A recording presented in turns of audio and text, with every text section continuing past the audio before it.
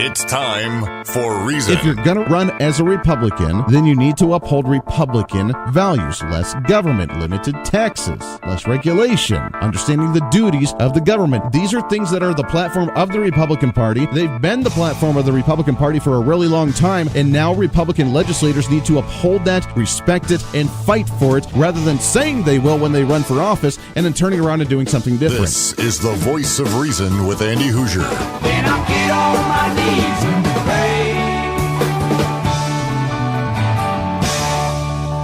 We don't get fooled again. Don't get fooled again. Oh, that's what I'm talking about. Welcome into the Voice of Reason, broadcasting live out of the heart of the nation. Right here on the Big Talker, 1480 on the AM side, 102.5 for the FM side, KQAM, simulcasting on TV. KGPT TV, channel 2610. Hey, it's great to have you along today on a Thursday. Can you believe it? We had the holiday. Now we're getting to enjoy almost the end of the week. It's the pre-Friday celebration.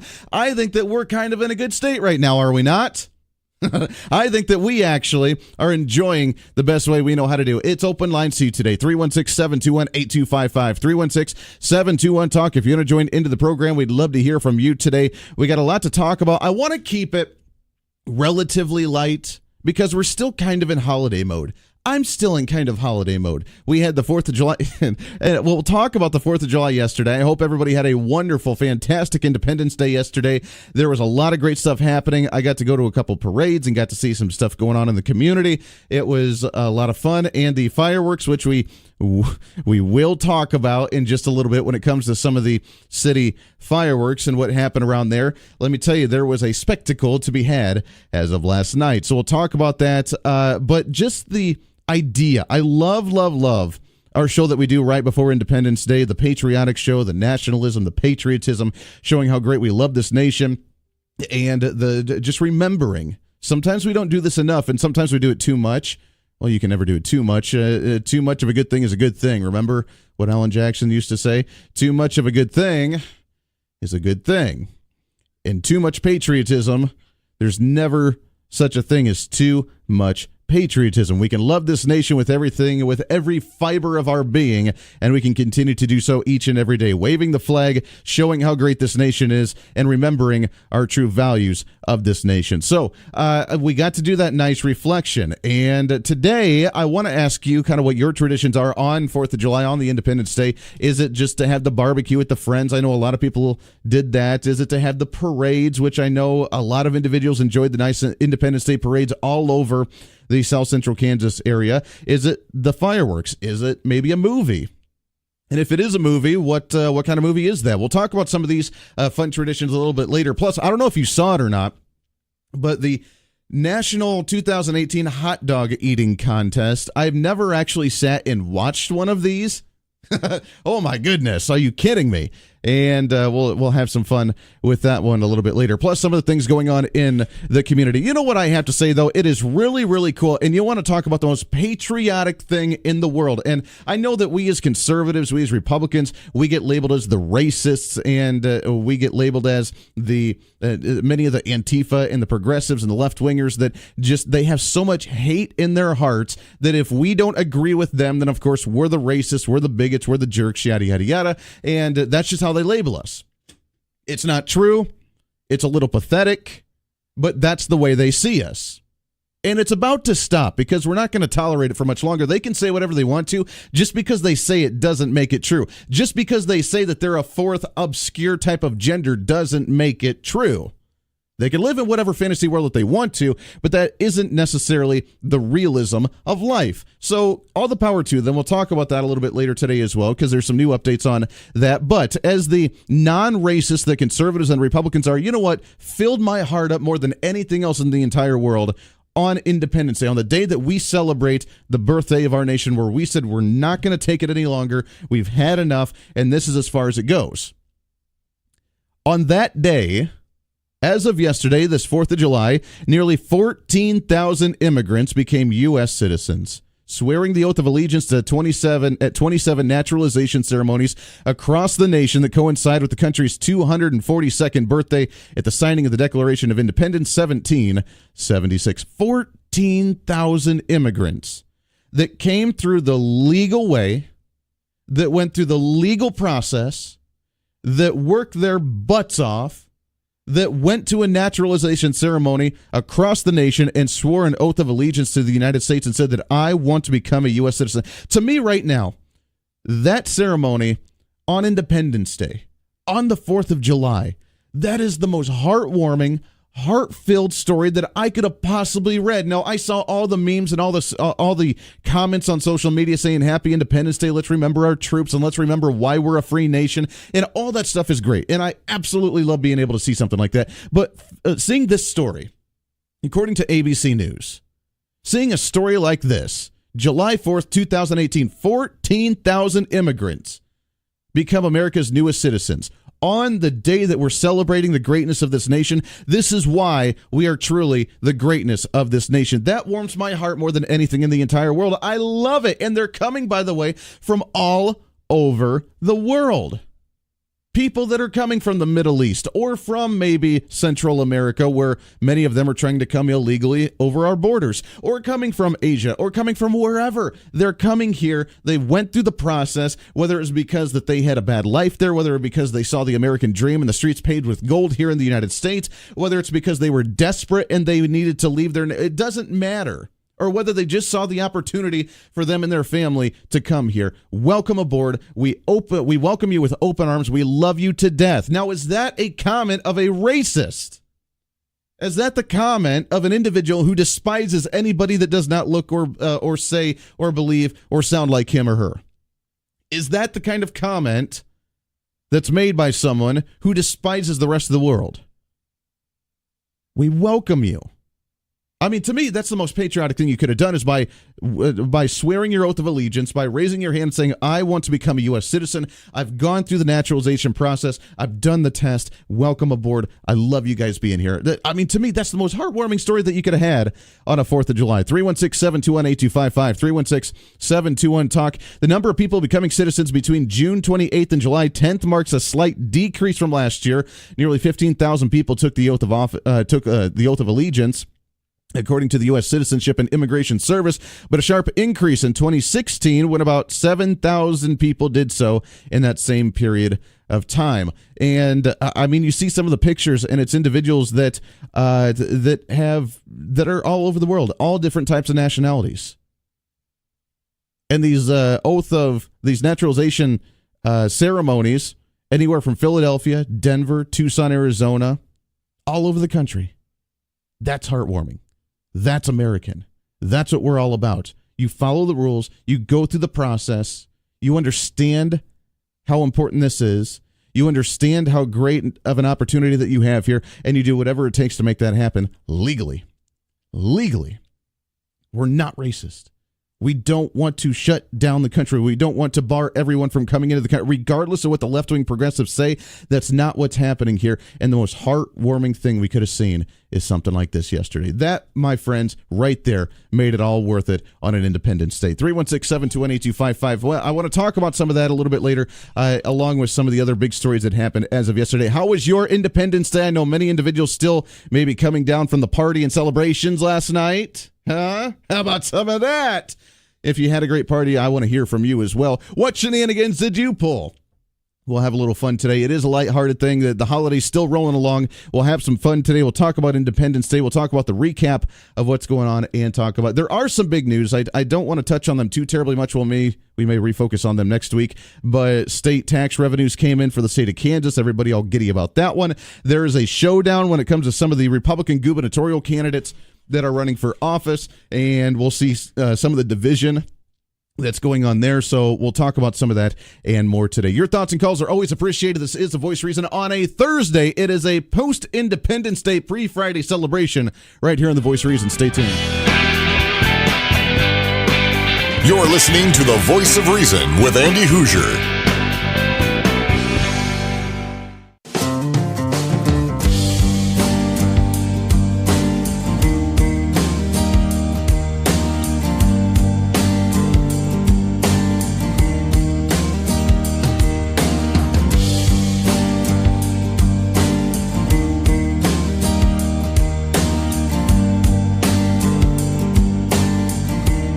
21 minutes past the hour. Welcome back into the Voice of Reason. Happy Thursday morning to you. It's great to have you along after the recovery of the Independence Day celebration. Hopefully you got to shoot off some fireworks. Oh, man, that's a great time right there.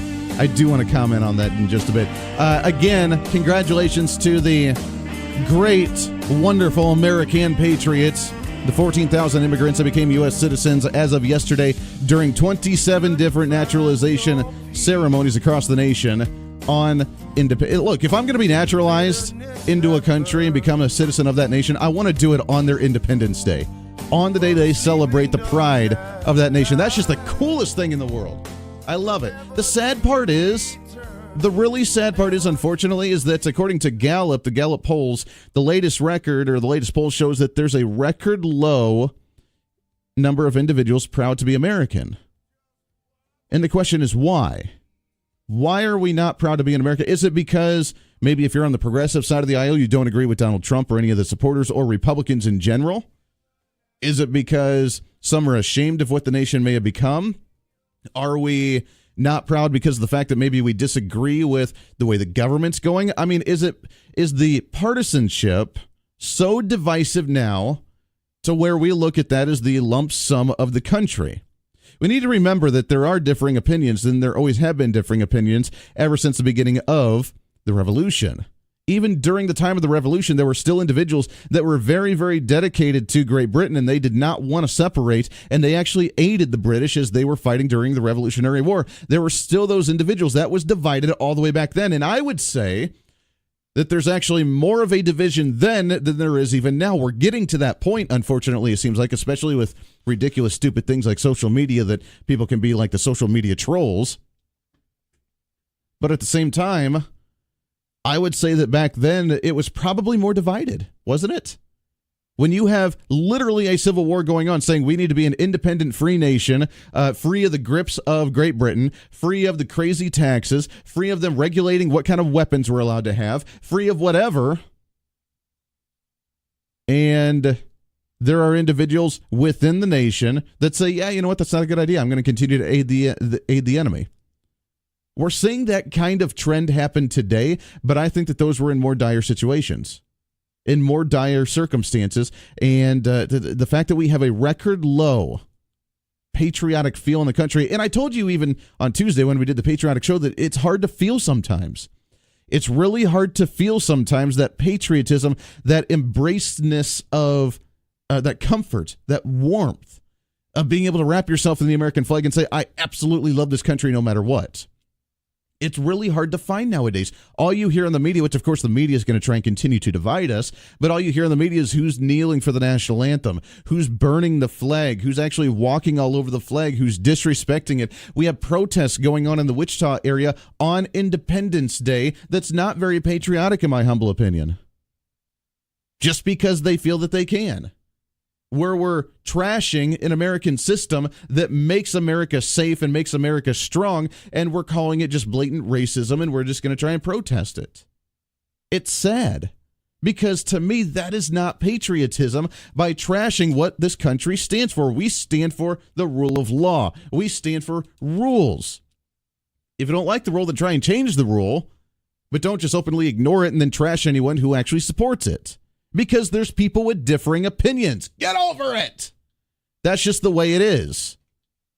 And it's sad that we have to actually go down that road, isn't it? It's sad that we have to worry about it because people won't get over the fact that people disagree with them. Here's a message for you. Get over it. That's what I got to say about that.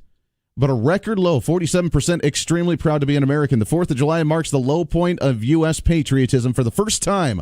According to Gallup, an 18-year history asking U.S. adults how proud they are to be an American, fewer than the majority say that they're extremely proud. Currently, 47% describe themselves this way, down from 51% back in 2017, and well below the peak of 70% in 2003. Now, is this, again, because of the partisanship and who you like or dislike in office?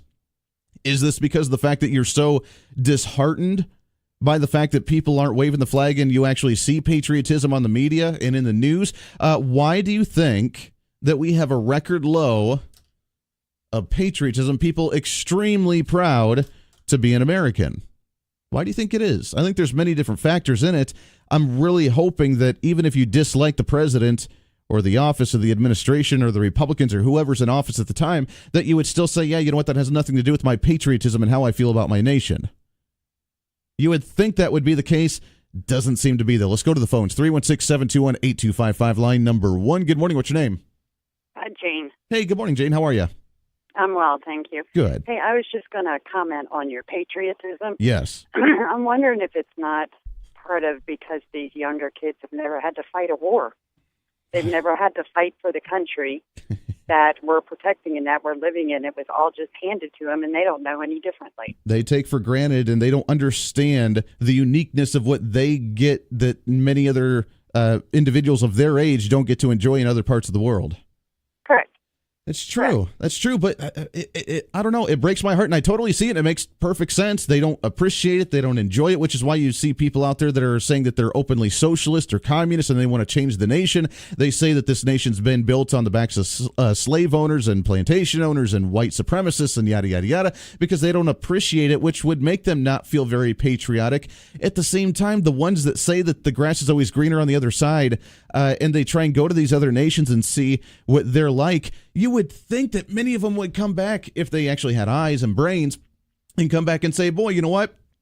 I don't like what this nation's done and I don't like the history of it, but man, you don't get to say what I get to say here in the country. You don't get to say that kind of stuff in other nations or else you get thrown in jail.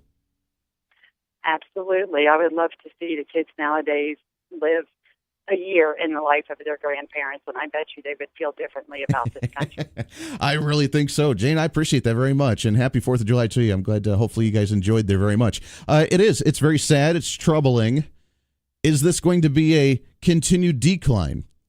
If there is the public education, if that's the case, and I think that that has a very huge factor in this, if this is the case, and there are many that are going through the public education system that aren't being taught what great nation this is, what greatness that you actually get to enjoy. If they're not being taught that in school, if they're not being taught that around the home dinner table, the clip that we played about Ronald Reagan, about the patriotism, the activism, the engagement, it all starts at home. If they're not being taught that, if the parents aren't sitting down at the dinner table and teaching their kids how great this nation is, if the school's not teaching how great this nation is compared to the rest of the world, if we're not being taught that in any way, shape, or form, and they're not aware of it, are we going to see a decline in this? Is it all going to be about the partisanship of, oh, Donald Trump's a racist, therefore, by default, everybody that supports Donald Trump and all the Republicans, they're racist. And therefore, if we have racists running this nation, I am ashamed of this nation, and I'm not proud to be an American. If that's going to be the mentality, are we going to see a continued decline? Because as of right now, as far as I'm aware, it's not getting any better with the younger generations going into the education system, which means it's going to be an ongoing trend. That is a little concerning to me. Got some more calls on the line. Stay here. I want to get to you as soon as we come back. Got to take a bottom of the hour break. We'd love to get your thoughts and calls on this and more. It's a Thursday. It is a pre-Friday celebration. It's a post-Independence Day right here on The Voice of Reason. Stay tuned.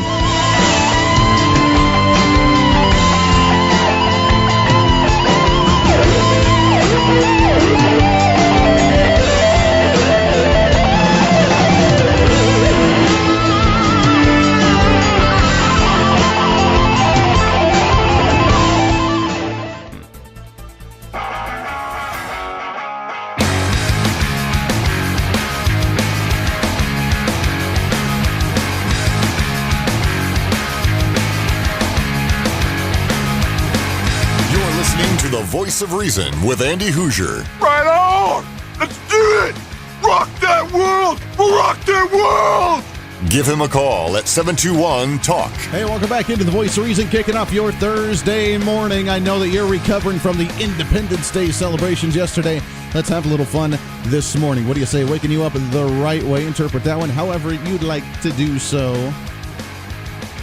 Get you pumped up for the day. 316-721-8255, 316-721-TALK. Your thoughts on the cause of why we've seen a record low amount of patriotism this year for the 4th of July. 47% say that they're extremely proud to be an American.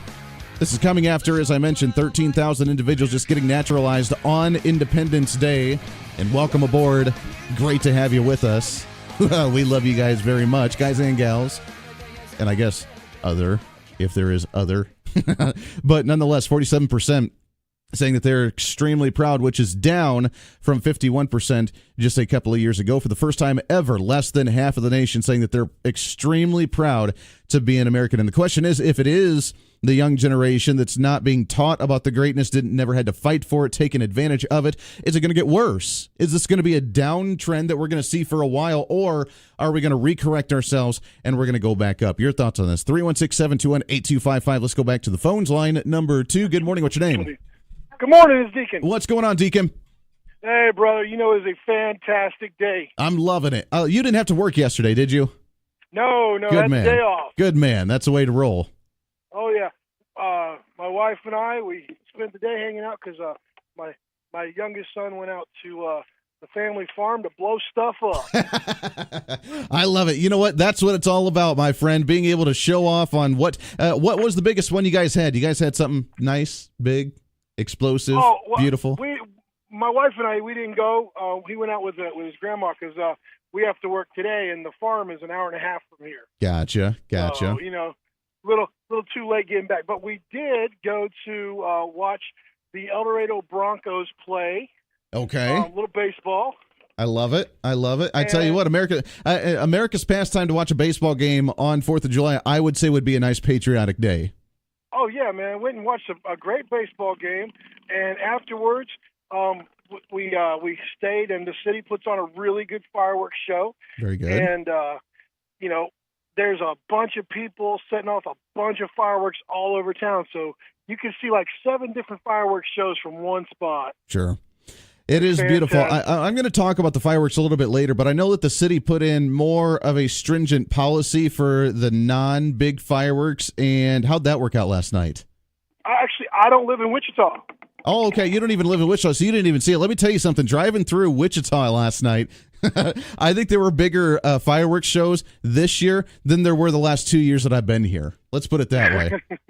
Fantastic. No, like I said, I live in a smaller municipality. I live in El Dorado. I listen to you every day, and we talk about you out here. So you're broadcasting to small town America, brother. I love it, man. I appreciate that very much. So, why do you think that we're seeing a record low when it comes to individuals saying that they're extremely proud to be an American, especially on a day like 4th of July? Honestly, I put a lot of the blame on not only the education system, which you already talked about, but the mainstream media. Mm-hmm. They don't broadcast the stuff where people go out and they help each other. They just put out there, this idiot was kneeling for the flag, and this is where America did something bad. When I was younger, it was America, my country, right or wrong. Sure. We stood by our country. Now there's a question mark at the end of it. Is it my country or not? I don't know. Sure. Because it's when you look at the mainstream media, when you look at TV shows that are being written by these liberals, it's all America bashing, and you don't want to go, that's my brother, and when people are saying bad stuff about him all the time, unless you're like me and you go, hey, you know what? That's my brother. Sure. This is my country, and I grew up that way. Kids aren't being raised that way anymore. When I was a kid, there was American flags on almost every house. Now, if you have an American flag, you're weird. No, it's true. I mean, now it used to be standard. Everybody used to have the American flag right in front of their home. They used to have it at the end of their driveway. They used to raise it and lower it every single day and night, and that's just the way it was. Nowadays, if you do that, that's almost a sign of partisanship of oh my gosh, look, there's an American flag. He must be a crazy radical conservative Republican. Or, oh, they don't have a flag. Well, I guess they're on the left side of the aisle. And it's really sad now, because now just by showing the American flag really shows the divisiveness within the own community on whether what you support or what you don't support. And I know that, not everybody agrees, and I'm good with that. We are all different people. We've all had different lives. We have different opinions. We have different views. Right. And you know what? As long as we can be civil and we can discuss it, then great.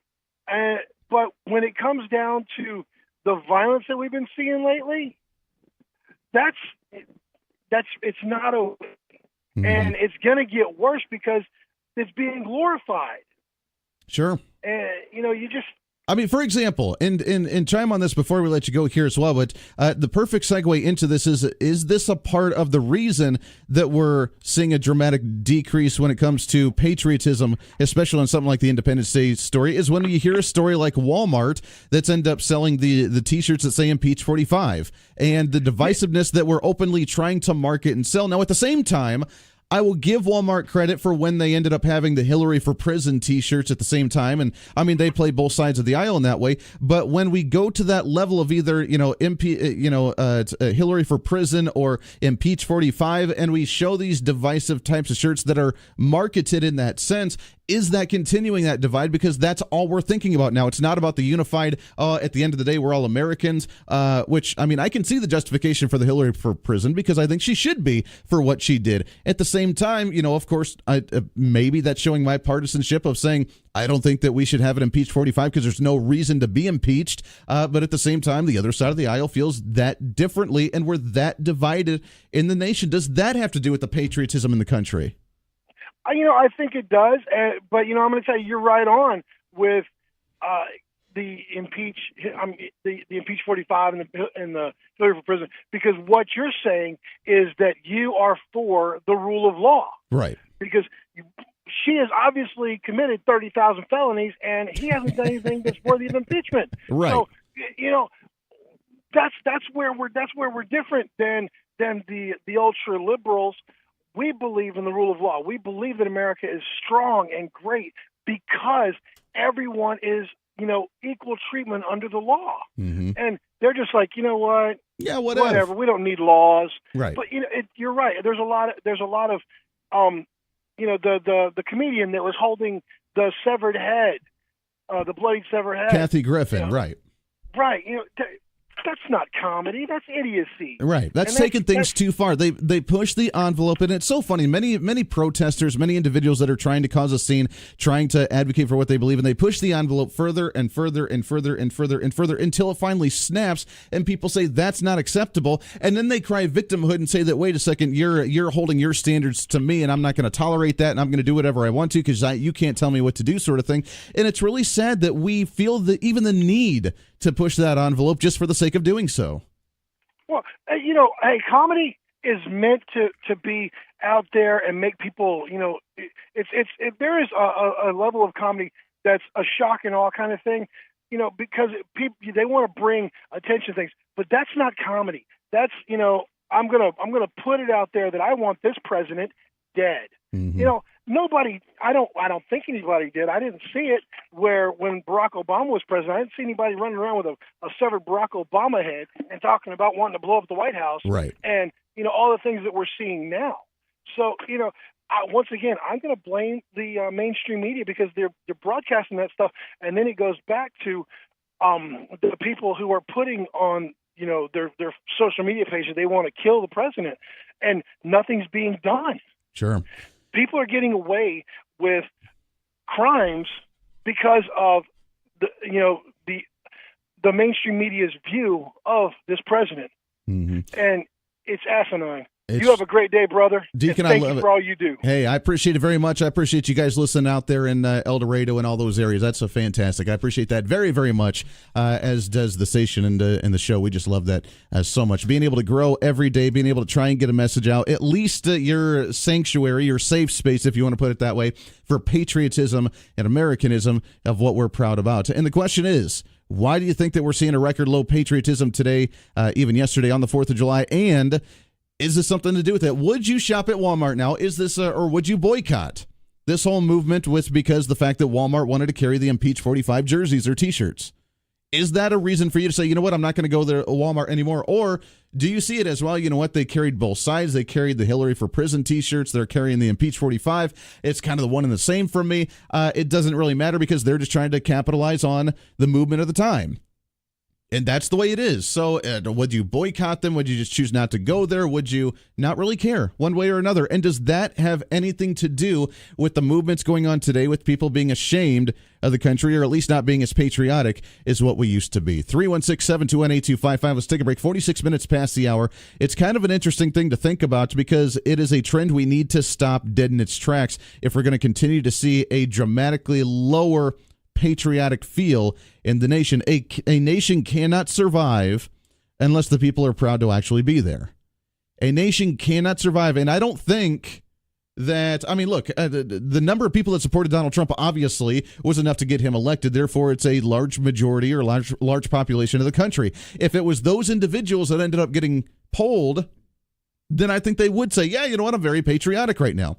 I guarantee you that right now the people that said they were not patriotic were either ones that do not like Donald Trump and Republicans, or they are really upset about the whole immigration thing with the separating children from their families at the border, and they're really upset in that sense, or they are just disheartened and beaten down by what they see every single day when it comes to individuals shaming the flag, and they're heartbroken by it. Which could be a Republican conservative, because I am heartbroken, and it devastates me to see someone when they disrespect the flag. It breaks my heart when someone says that they're not proud to be an American. It breaks my heart when we put American citizens as second-class citizens, and we're not going to tolerate that anymore. And that would make me think, am I really proud to be an American right now? Because America is suffering. America's hurting. And maybe that would have something to do with it too. Maybe it's a little bit of both. I don't know. I'm sure it's a blending of all of these and more when it comes to issues why people just don't want to be patriotic today. 316-721-8255, 48 minutes past the hour. It is a Thursday right here on The Voice of Reason. The Voice of Reason with Andy Hoosier.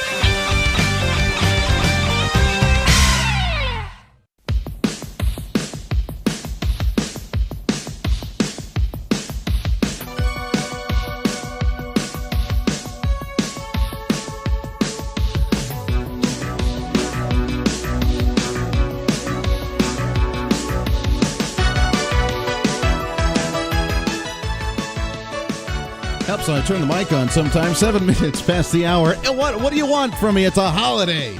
7 minutes past the hour. Welcome back into the Voice of Reason right here on the Big Talker KQAM. There's a what is it called? A trend. It's trending. A hashtag that's trending on Twitter. Hashtag boycott Walmart. That is trending on Twitter right now because of the fact that they are selling that Impeach 45 jersey or T-shirts at Walmart. Now, Walmart came out and said those items sold are sold by third-party sellers on our open marketplace and were not offered directly by Walmart. We're removing these types of items pending review of our marketplace policies.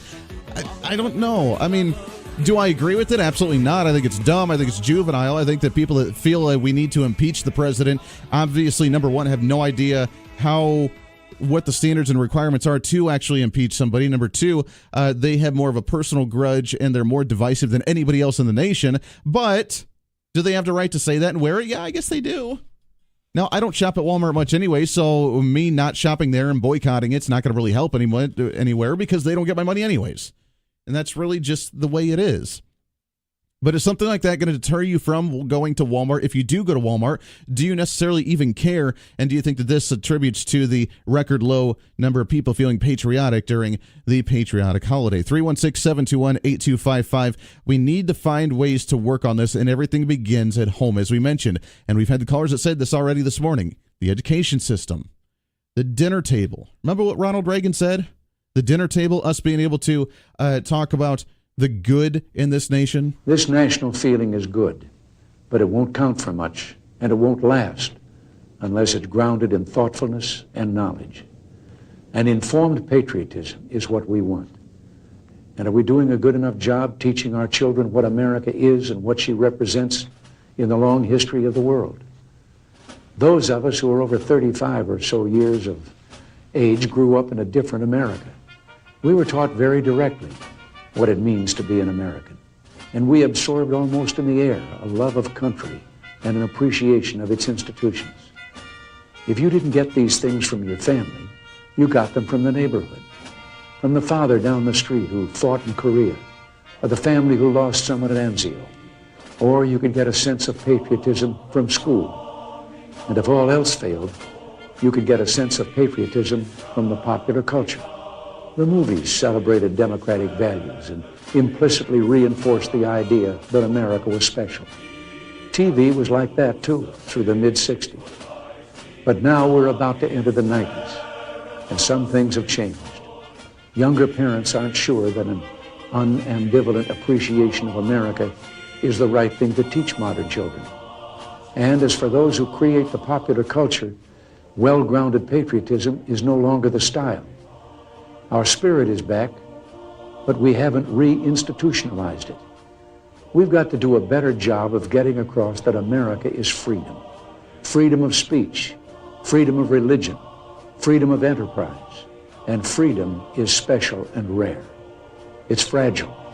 It needs production. So we've got to teach history based not on what's in fashion, but what's important. Why the Pilgrims came here, who Jimmy Doolittle was, and what those 30 seconds over Tokyo meant. You know, 4 years ago, on the 40th anniversary of D-Day, I read a letter from a young woman writing to her late father, who had fought on Omaha Beach. Her name was Lisa Zanata Hen, and she said, "We will always remember. We will never forget what the boys of Normandy did." Well, let's help her keep her word. If we forget what we did, we won't know who we are. I'm warning of an eradication of the American memory that could result ultimately in an erosion of the American spirit. Let's start with some basics. More attention to American history and a greater emphasis on civic ritual. And let me offer lesson number 1 about America. All great change in America begins at the dinner table. So tonight in the kitchen, I hope the talking begins. And children, if your parents haven't been teaching you what it means to be an American, let them know and nail them on it. That would be a very American thing to do. I think we just discovered why we're seeing a lack of patriotism, and it's all right there, and it was called on, and it was predicted a long time ago, and it's something that we have to bring back, and I think that we can bring it back, but it starts at the dinner table, it starts right at home, and it starts with us teaching the young generation how great this nation actually is. Lots more to get to. Hour number 2 right around the corner. Let's keep it rolling on a pre-Friday, post-Independence Day, Thursday celebration right here on The Voice of Reason. This is your show. It's time to speak up, speak out, speak loud, speak proud, speak the truth, and always speak some reason. This is The Voice of Reason. Hour number 2 coming up.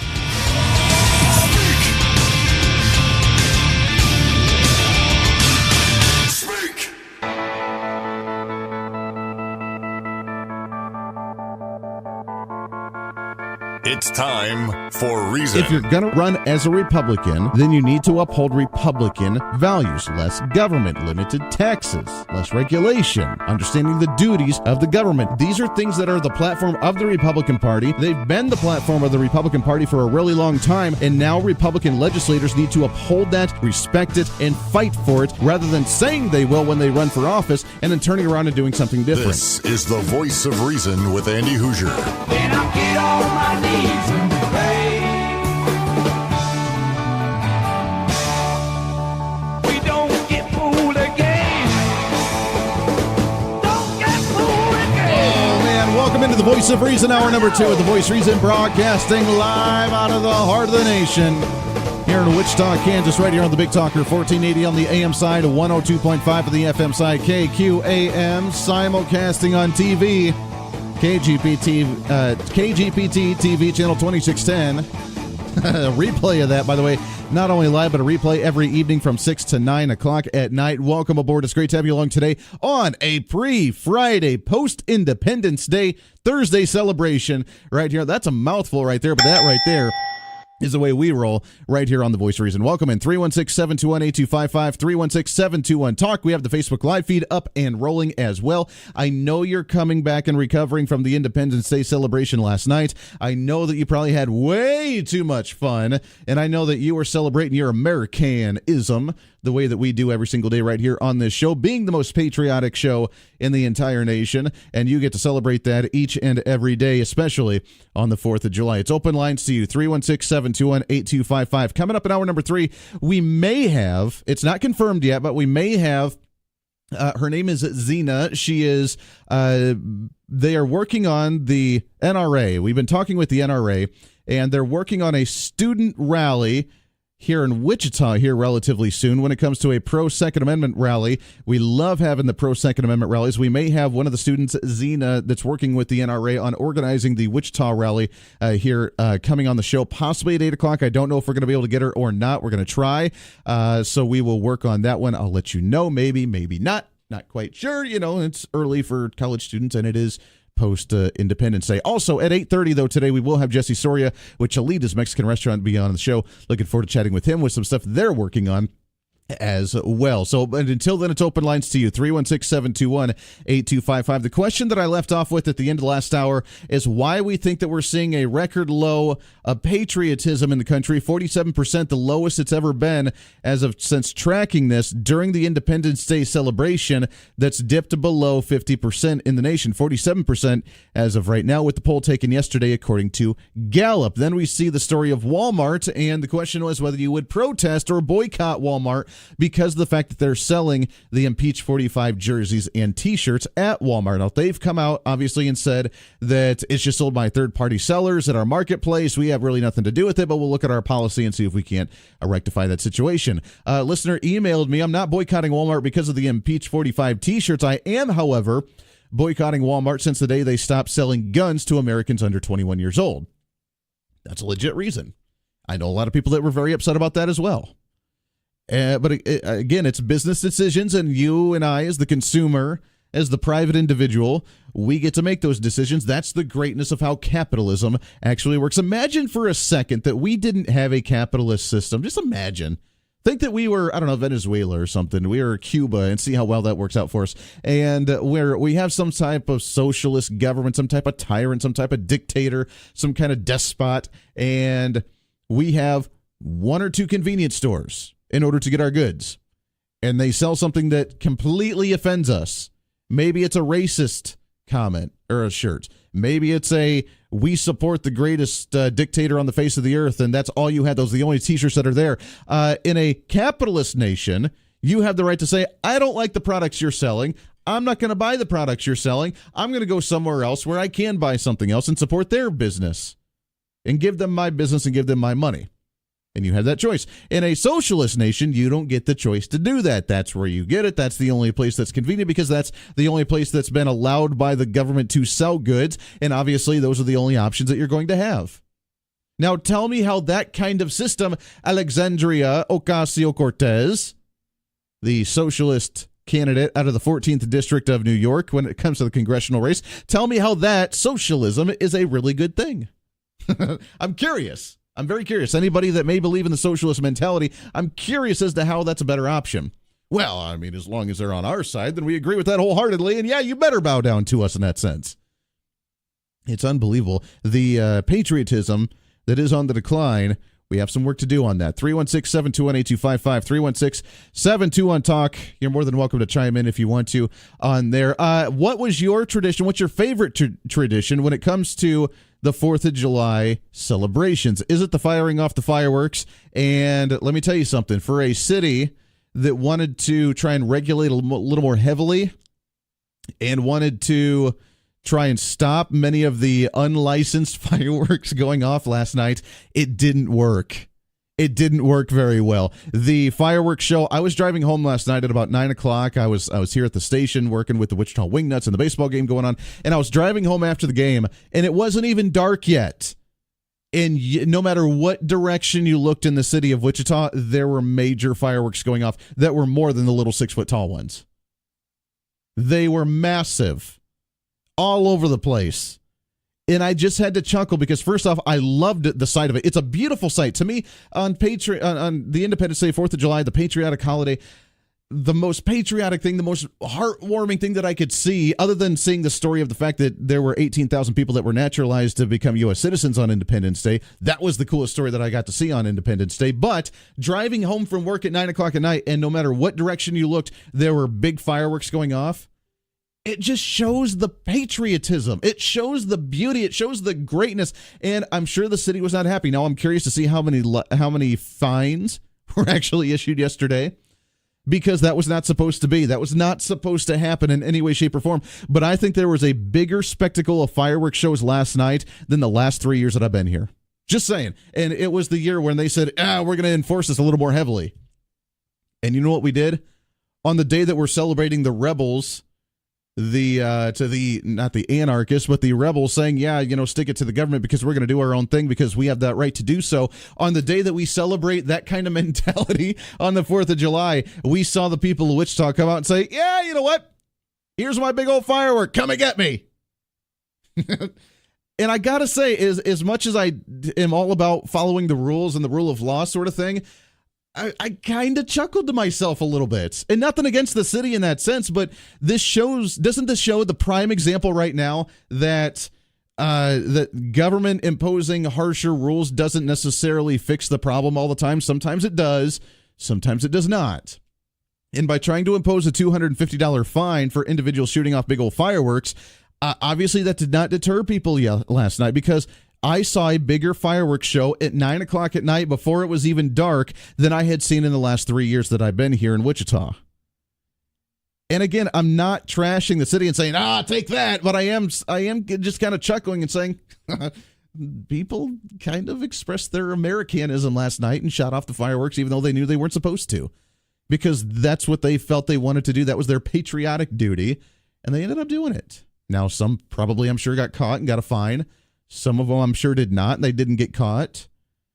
But I just had to chuckle to myself just a little bit. Again, nothing against the city, nothing against the city council, nothing against the mayor, nothing like that. I'm not trying to spite them. I am, however, just chuckling a little bit inside, saying, it's just kind of funny. We try to put harsher rules in, and we rebel. And we celebrated that rebellion on the day that we celebrate a rebellion from a long time ago. I just found it quite ironic myself. 316-721-82. Maybe I'm wrong. Maybe I shouldn't, because, they did break the law. They did not follow the rules, and I'm about following the rule of law. I'm about following the rules, and I am about that stuff. I kind of chuckled on that one just a little bit. Let's go to the phones. Phones are lighting up. Maybe I'm a jerk for thinking that, but let's get your thoughts on this. 316-721-8255. Line number 1. Good morning. What's your name? It's Pancho. Hey, good morning, sir. How are you? Oh, great. Good. Hey, you're asking about favorite 4th of July stuff. Yes. And I grew up in a small town, Wyoming, and we had patriotism that you won't believe. Parades starting at 9 o'clock in the morning and going through. And, in a small town, a 2-hour parade is unbelievable. Sure. Flags everywhere. And I just want to take my hat off to the city of Hutchinson. I had to go there to see a 4th of July parade, because Wichita, of course, doesn't have one. They're too interested in food trucks and Riverfest to do anything patriotic. Anyway, hats off to the city of Hutch, and if anybody wants to go to a parade next year, I recommend that parade. Very good. It was just incredible. The people were incredible. The event was incredible. And the best thing about it was no food trucks. No food trucks. I love it. It just like you mentioned, the parade, the flags everywhere like that. There's something just homey and warm and just comforting about that, isn't there? That the community, no matter what division we see on the media, no matter what kind of division we see during the political season, that it's just everybody bands together. They have the parade. They see the American flag. Everybody's having a great time, having the barbecues. There's just something heartwarming about that, isn't there? Oh, Pancho, I think we dropped you there, my friend, but I appreciate it very much, Pancho. Love it. 316-7. That is a great tradition. Going to the parades. I went to a couple of parades yesterday myself. And you're right, just the people that were just there waving the flag, just so excited and happy to be doing what they're doing. I mean, and I smelled so much barbecue at those parades. Are you kidding me? People that are right there on their lawns watching the parade go by their home, grilling and barbecuing right out there. That is just the most traditionalist American thing you can do, and it's heartwarming. And you would think because of a tradition like that, with how many people like to go out and do those things, that we would see a little bit higher polling of individuals that say that they're proud to be an American on Independence Day. Let's go back to the phones. Line number 2. Good morning. What's your name? My name is Eddie. Good morning, Eddie. How are you, sir? Oh, I'm fine. I have 2 comments. First of all, concerning the fireworks, yes, my neighborhood was very quiet. Oh, good. Leading up to the 4th of July until about 7 o'clock. Then at 7 o'clock, it was just absolutely spectacular. My wife was still up at 11 o'clock because of the fireworks, which was beautiful. Sure. So it worked up until about 7 o'clock last night. Now, as far as patriotism, I think the television networks are at an all-time low for being patriotic. Sure. Except for maybe Fox, and that's so disgusting. Sure. But I think for out on the street, and for a former military person, and when I wear my little military ball cap, it's really called a cover if you're in the Navy Marine part. Sure. But every day people walk up and thank me. Every day, multiple times. And I've even gone into convenience stores before, and I've just walked up there and with a soft drink, and the person would say, behind the counter, this is on me, So I think for the military, we're at an all-time high. Listen, I was in the military back in the 60s, and brother, Andy, you should have been there, because there were times when individuals could not wear their uniform off base because of the demonstrators. Sure. Can you believe that? In this country? It's a scary thought. We're not. Anyway, I don't think we're not to that point right now, are we? If anybody wears their military uniform, I don't see them getting shamed publicly in today's times. For as the military goes, we're at an all-time high as being respected. So I think it's basically, I don't know who these people are. I think it's basically the CNN, et cetera, like that. Well, you knew what? That CNN's owner's wife. What's her name? She was an actress. The owner of CNN. Okay. But anyway, Hanoi. Anyway, she actually, the wife who owned CNN, went over to North Vietnam during the Hanoi Jane. Okay. What was her name? She went over to North Vietnam and rode on a North Vietnamese tank and said, "Let's kill as many Americans as we can kill." Shocker, right? Yeah, that's the media right there. And you know what? I don't want to take this poll saying that there's a record low number of patriots that are proud to be an American on the 4th of July too terribly seriously, because every poll's skewed, and I'm sure that they polled predominantly inner city individuals in big cities, and individuals who aren't maybe in the rural communities, like Pancho had mentioned, like you had mentioned about the parades and the waving the flag and the barbecues and the get-togethers and the community organization, that maybe in the bigger cities there's not a lot of that going on, and that's probably where they predominantly polled. And of course they're going to have a little different opinion to where they don't do the community get-together like that. And oh, by the way, Donald Trump's a racist and is a terrible human being, and I'm ashamed of our country for what we elected and to put into office, sort of thing. So I can see the manipulation in the polling itself as well. I think that it just drives us to do a better job of showing our patriotism, waving the flag even harder and higher, and they have to recognize us at some point, don't they? Yes. As far as Walmart goes, if you go into a Walmart, well, first of all, there's only one really bad Walmart store on the planet, and it was even featured on CNN, and that's the one down there close to Broadway and Pawnee. But the rest of them, you go up to 21st and Mays Road up there, they're very patriotic up there. You walk in there, they had beautiful patriotic stuff all over them. So, I think it just depends on what Walmart you walk into. Sure. The one at Pawnee and Broadway is just, they need to really work on that store. Of course, they realize it themselves. But I love it. I love it. Eddie, I appreciate it very much, my friend. I'm glad you had a great 4th of July. Happy Independence Day to you. And let's keep it fighting. Let's keep it rolling right along. We got a lot to get to today, and we got a lot of patriotism to show and spread the love on a single every single day. Got some more calls on the line. Stay here. We got to take a break. We'll get to you as soon as we come back. 22 minutes past the hour. This is The Voice of Reason. You're listening to The Voice of Reason with Andy Hoosier.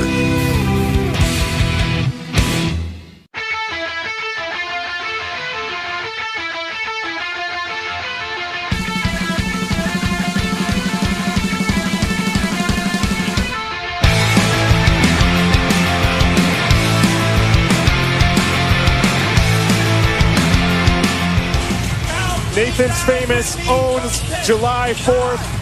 Joey Chestnut owns America. A legend already. The legend continues. Number 11 for Joey Chestnut here at Nathan's. Unbelievable. The skill that he displayed. I mean, the margin. Can you believe that there were so many people? I've never seen this in my entire life. I've never watched one. I never even got the kicks out of wanting to watch one or be entertained by this in any way, shape, or form. I saw this last night. The world record for the National Hot Dog Eating Contest 2018. You want to talk about American tradition? You want to talk about traditionalism, even a good old burger and a couple of dogs for the 4th of July? 74 hot dogs. I don't know what the time frame is, like 10 minutes, 15 minutes, whatever it is. 74 hot dogs, and what do you get? You get a $10,000 prize at the end. That, my friends, is an American tradition. The true American hero. And I guess it's better that we won it, because we're kind of the American pastime of eating hot dogs. We win it better than, say, Japan or some other nation that beats us. A little bitty tiny person sitting there stuffing in 100 hot dogs in their mouth. The hot dog eating contest, Joey Jaws Chestnut, the true American hero, is your Nathan's hot dog eating contest champion once again, beating his own record, where he's won the 11 out of the last 12 years at this, eating 74 hot dogs, breaking his own record of like 65 or something, eating 74 hot dogs last night and winning $10,000. And could you imagine, did you see the crowd that was out there? I think right there, that is an American tradition. That is an American pastime. And that should be something that we should say, hey, that's kind of sort of cool.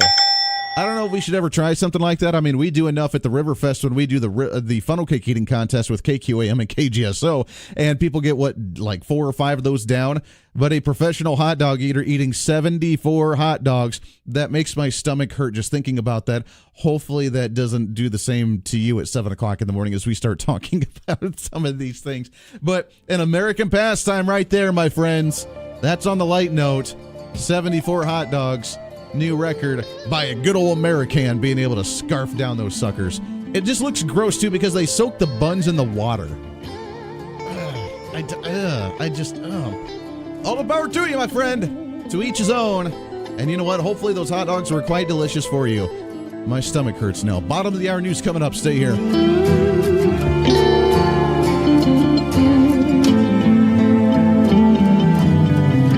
Ain't no sunshine when she's gone. Only dark days every day.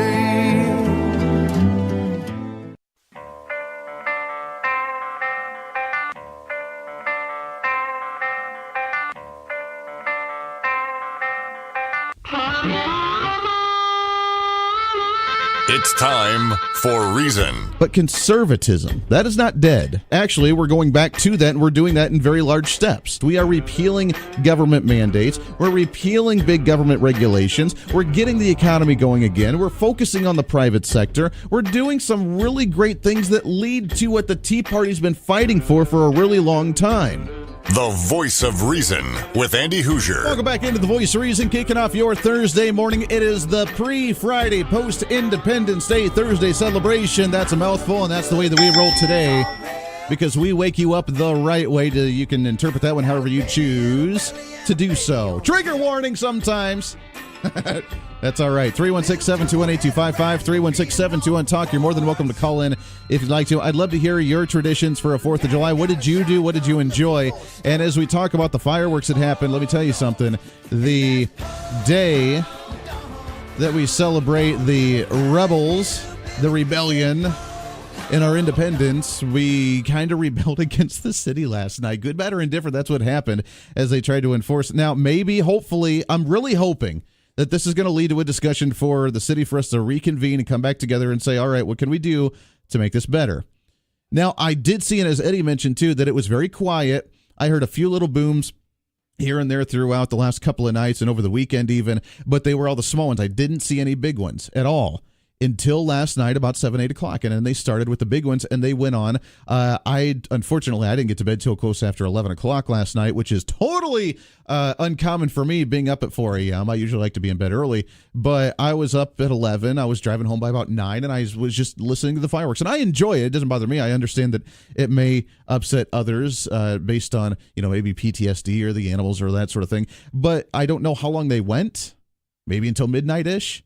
But if we can find it like that to 8 to midnight on one night for 4th of July, maybe that's what the compromise will be after this discussion, because here's one of two things that happened last night when it came to the city enforcing the fireworks ordinance with the $250 fine for individuals shooting off the ones that are bigger than 6 feet tall. Either number one, we just got a heck of a lot of revenue for the city after all the fines that came out last night, or law enforcement said, there's too many. We just can't do anything about this. We'll get what we can, and that's about it. Because there were, I think, more this year than I had ever seen in Wichita over the last 2-3 years that I've been here. And it was a sight to see. It was really cool to watch. Honestly, I enjoyed it. I loved it. I loved being able to just look anywhere and see the big fireworks going off all over the place, all night long. So I'm hoping that this is an opportunity for us to go back to the city and reconvene and say, hey, look, you know what? Let's discuss this. Let's compromise it, because obviously people are not going to stop shooting off the fireworks. They had an opportunity to do so, and let's shoot off more fireworks. Let's just find a way to contain it so that way everybody's happy, because obviously you're not going to stop them. Let's contain it into a certain amount of time frame so that way people are respectful. Let's maybe do it in different public areas. But I did really like being able to look around the entire city and see what was going on. I wouldn't call it civil disobedience. I mean, it is breaking the law. It was breaking the ordinance for the city. And I don't necessarily endorse any type of breaking the rules or breaking the law sort of thing. At the same time, I did grin just a little bit inside. 316-721-8255, 316-72-on-TALK. There is something else that's going on in the local area here that I am a little concerned about, and I still don't know what to do about it, and I don't know whether we should act or not. I'm still very hesitant. I'm still open. As you know, there's still a protest. It's still going on. There's a protest right up actually where I live, which is why it's bothering me so much, because it looks just so dirty, and it looks so bad. But there's a protest that's been going on since like Sunday or Monday of this week. It's almost been a full-on week of them camping out right at the corner of Woodlawn and Central. And they're there at the ICE office, which I didn't even know there was an ICE office in town. That kind of makes me happy, and I kind of like that. I know they don't, obviously, but I kind of enjoy that. But they're protesting right at the corner, and they've had their tents, and they were told to take their tents down, so now they're just like lounging out on the lawn, and they have their fire pit, and they have their lawn chairs, and they have bottles of water, and they have food there, and they have all these tarps, and they've been spray painting the tarps, and they spray painted the posts and the signs, and it's driving me nuts. And the protest itself isn't bothering me as much as the fact that now they're gaining momentum. And I thought that it would die off and fizzle out, which is why we haven't done anything. I kind of joked about it a couple of days ago about doing a counter protest and whether we should do something about it. But now they're gaining traction. They get this, and I don't know how they actually have the ability to gain this much attention, but they're holding a press conference tomorrow. I don't know how you get a press conference for a protest by sitting and hanging out at the corner of an intersection. I don't know if they're shutting down the actual ICE office to where people aren't allowed to be able to get in there. I don't know if they're obstructing people from getting. I don't know if that's how intense this is getting. And there's not a whole lot of people out there. But I'm reconsidering having to go out and do a counter protest just for the fact, not for them, because I don't want to fuel the fire. I don't want to get them more energized to continue to do what they're doing, which you know is what always happens. Every time they get some attention, it ends up fueling their own fire. But they're getting attention themselves already by getting a press conference tomorrow to talk about their demands. Now, what in the hell can protesters on the corner of the street have demands about? And God bless them for expressing their freedom of speech to be able to protest what they want to do. But what demands could you possibly have? And I've reached out and I've just kind of asked, how long is this going to go on? And they said until either our demands are met or we run out of resources. And running out of resources sounds like a really good idea, but it sounds like they're not going to be running out of resources for a while. And as we talk about Independence Day and patriotism and supporting America, I was a little upset that the protests continued on Independence Day when we should be celebrating the greatness of America, and instead we're attacking the rule of law in America by saying that we need to abolish ICE. And the more and more I've been thinking about it, and the traction they're beginning to get at the street corner, and the attention they're getting to get with the press conference that they're going to hold tomorrow with the demands that they want to meet, I almost see the need to go out and do a counter protest, especially at the time when the media is there for the press release. I mean, that's the appropriate time to do it, but to show our support for local law enforcement, because these are the same ones, by the way, that attack nonstop our law enforcement in the area. These are the same individuals that go off on, as you, I'm sure, saw the story from the Wichita Eagle about the city council meeting where they said blankety blank the cops, and they wanted to bring a derogatory cake, and they wanted to make this joke, and apparently the media felt like that was a really good need to be able to pick up that story and run with it as well. And they get attention for doing these really absurd sort of things. And I almost see the need just to go out and not necessarily be it as a counter protest, because that only fuels the fire for their cause and for their motive, but for us to go out and show our support for local law enforcement and the local ICE office. Because first off, what's the local ICE office going to be able to do for individuals out at the border? Nothing. So the protest itself is completely useless to the cause of what they want to do. It's just feeling good about themselves of wanting to try and do something, even though they're not really doing anything. And that's really what I sum it up to. That's why I kind of laugh it off and joke off, and we just kind of turn the other cheek. But at the same time, when law enforcement gets abused left and right, over and over and over, and they attack law enforcement and they attack ICE, and it's the rabble-rousers, it's the professional protesters, after a while, it really hurts me. And it hurts me especially because of the patriotic time that we live in right now. And I kind of want to do, not necessarily a counter-protest, but just in the same vicinity of just a rally to show our support for local law enforcement and for the ICE agents, because they have a job to do. If you broke the law, if you're an illegal alien, that is their job to process these individuals and to send them back where they came from. That's the law. There's nothing racist about it. There's nothing wrong about that. That is the matter of fact of what we need to do. We need to follow the law. We are not an open borders nation.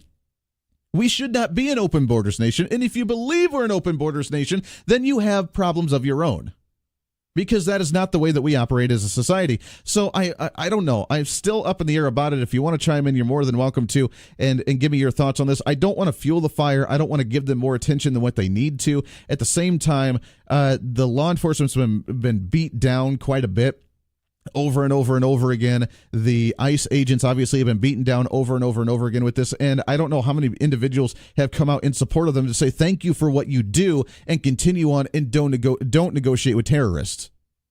I mean, I don't want to put it as blatantly, but that's kind of the way that I feel about this, is don't negotiate. You have a job to do. Do your job. You have a job to do when it comes to enforcing immigration policy. ICE is not a terrible, horrible, racist community. If you actually look at Border Patrol on the southern border, the majority of them are Hispanic individuals.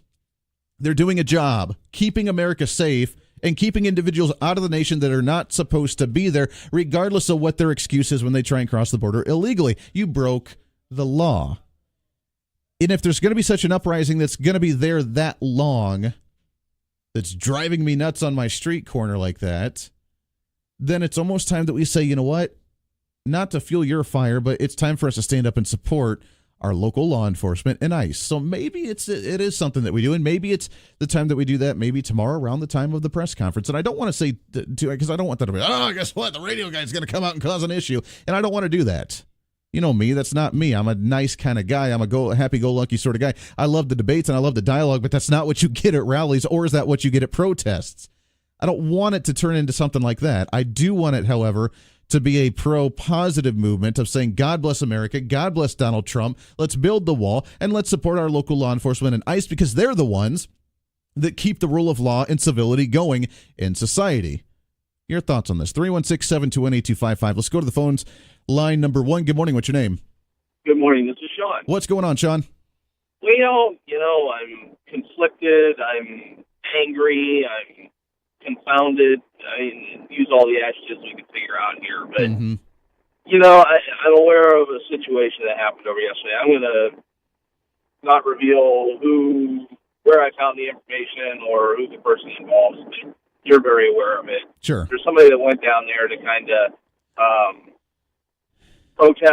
counter protest to a degree. I'm glad you brought that up because I've been following that too. And what happened, at least from my understanding, just as at the stage for individuals that may not know, is an individual and actually a listener of the show actually went down and tried to clean off some of the graffiti, some of the spray paint that they put on some of the posts right in the middle of their quote-unquote camp. And I don't know, things got a little heated, got a little escalated, and now we're seeing an assault with them on social media trying to expose their public information, their personal address, their cell phone, where they work, where they go to eat lunch and whatever, and they're trying to attack him for being the racist and trying to shut down and trying to run him out of town and destroy his quote-unquote life. And to me, that fuels my fire to want to do something as well, because that type of behavior is unacceptable to me. You can disagree all you want to, but that type of behavior to say, we don't like what you did, that you came into the camp and tried to erase what we were doing, and whether things got verbal, I'm sure, I don't know, there's emotions that run high, there's signs, whatever the case is, I don't know, in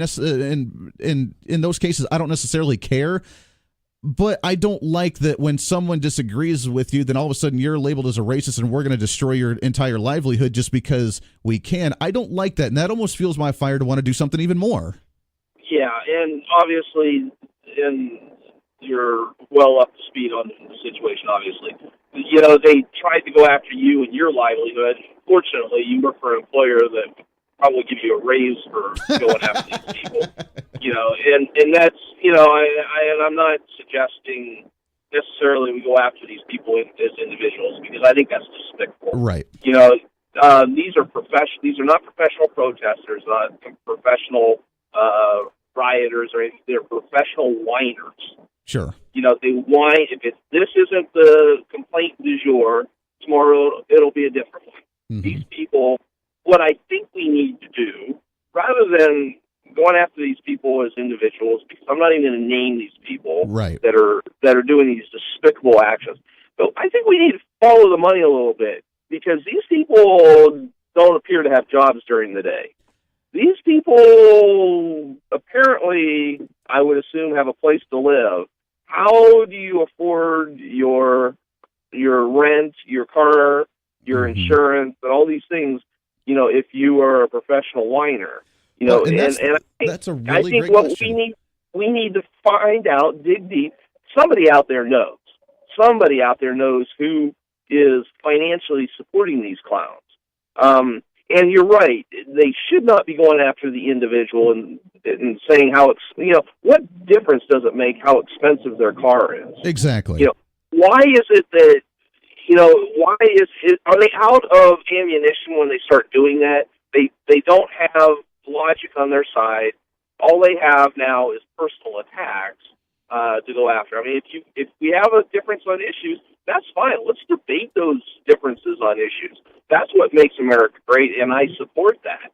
These people do not want to debate the issue because they don't have the facts on their side. Would it do any good to try and get one of the protesters on the show to try and hash this out?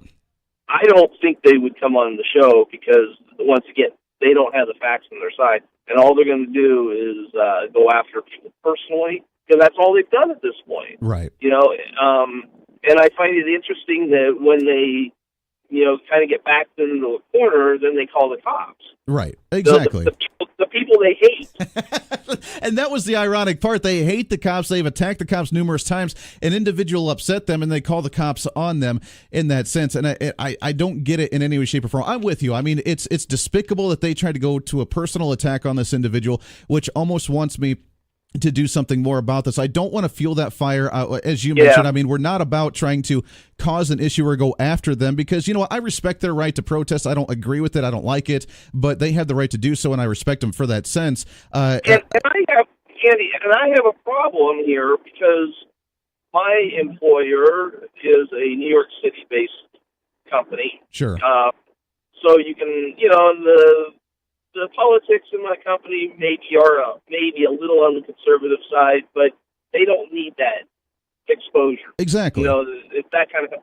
So it makes me not want to go out there and stand up for, the right thing that I consider the right thing. Right. Obviously they think they're standing up for the right thing, and that's why we have debate. Exactly. Or need to have debate, I guess. So I'm not sure that a counter-protest is necessarily going to get the numbers out that are going to have the necessary impact on the public. Right. Okay? It's not going to get enough people on board. I really think we need to find out who is funding this and go after their funding source. Well, and not here's the thing. But expose it. Yeah, here's the thing, and I guess fortunately for me, I follow some of these individuals that have been leading this, and it sounds like every bit of what they've got, cases of water and food that they have, and the tarps and the signs and everything that they have for them to camp out all week long at a street corner has been donated by individuals who support them, along with local businesses providing them food. So there is support to some degree by some business in the area wanting this to continue on and supporting what their actions are. I don't know who, and I don't necessarily care who, but I think we need to let the public know who these businesses are. That's true. That's true. If they want to partner up with them, then let yourself be known. Yeah, let's help them get the exposure of the issues that they want out. Okay, they are willing to put their money on the line, and I commend them for that.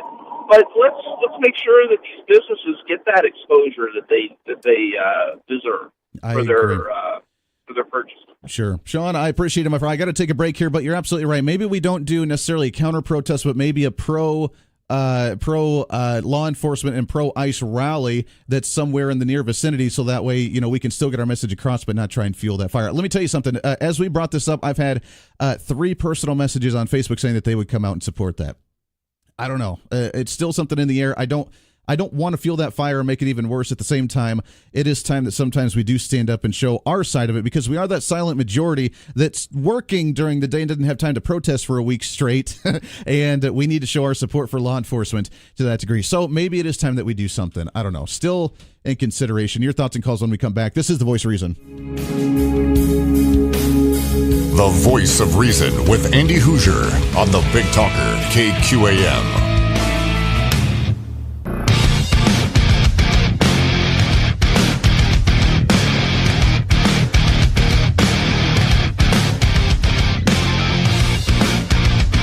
Wrapping up hour number 2. We got a lot more to get to coming up at 8:30 today. Jesse Soria with Cholita's Mexican restaurant going to be joining us, talking about some of the events they got rolling, some of the stuff in the community. Looking forward to chatting with them. It is open lines to you for the first part of hour number 3 as well. Lots more to get to on patriotism. Also, we'll talk a little bit more about this. I'm thinking that instead of a counter protest, we always what do we do as conservatives? We turn the negative into a positive. Andy's optimism. Maybe we start a pro-happy, pro-law enforcement, pro-ICE rally where we ignore them completely, but we show the happy faces and do something positive in this matter. Maybe we do something like that, turn it into a positive. I kind of like that idea. We'll talk about that more when we come back. This is The Voice of Reason. Stay here.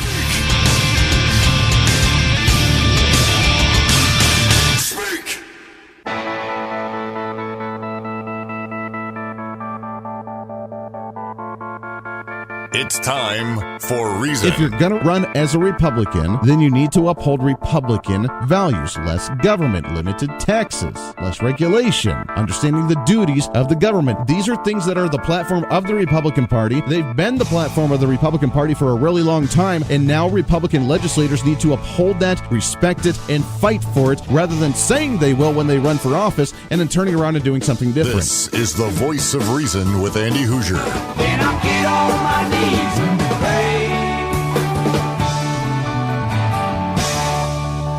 We don't get fooled again. Don't get fooled again. That's what I'm talking about. Welcome into The Voice of Reason, hour number 3 of The Voice of Reason, broadcasting live out of the heart of the nation here in Wichita, Kansas, on the Big Talker, 1480 on the AM side, 102.5 on the FM side, KQAM. Simulcasting on TV, KGPT TV, channel 2610. Great to have you along. Welcome aboard. By the way, if you don't get to catch the show in the morning because it's a little early, you can always watch the replay of the TV show from 6 to 9 in the evening on the same channel, 2610, right here on KGPT TV. So appreciate that very much. So that way you can wake up with me and go to bed with me every single night, not in the creepy way that just sounded on the radio. 316-721-8255, 316-721-TALK. If you want to join into the program, we'd love to hear from you. I'm getting messages left and right on social media by 3 or 4 people already, a couple more from a couple of days ago, and now just another one that came in saying, Andy, if you end up doing a counter-protest or a rally, we support it. We want to do this in reference to the protests going on at Central and Woodlawn for the abolish ICE, don't separate the families, blankety blank the cops, whatever they end up doing. And it's been going on for a week now. And again, I don't want to fuel that fire. That's not what we're about. But I always, I'm an optimistic kind of guy. That's what I do. Andy's optimism of the day. All right, I'm ready. And there's got to be a way. Now, I've never done this, so I'm probably going to need some help. And I'm going to reach out to some people today because I've never done this on the whim like this. But I think that we turn a negative into a positive because, as you know, it burns me up with an individual who walked into the protest yesterday, tried to clean up some of the vandalized posts that were spray painted and all these things, and ended up getting verbally abused there, verbally assaulted, so to speak, and ended up getting now his personal information shared all over social media by these individuals protesting, wanting to cause a scene, wanting to attack this individual, saying that racism's not going to be tolerated because apparently he's now racist in that sense, and racism's not going to be tolerated. We need to destroy this individual, yada, yada, yada, which I don't know how you're going to. Good luck with that. At the same time, to me, that's a new low. To spread someone's personal information, to go after them, to learn about what kind of car they drive, to tell where they go and go to fast food and go get their lunch, where their home is, what their phone numbers are, and that sort of thing, and the verbal abuse and assaults that come along with that. I mean, disagree all you want to. As you know, I support the right for anybody to voice their opinion. That's what I do on the radio, is I give my opinion and I talk about the issues, and I absolutely love when people call in and disagree with me.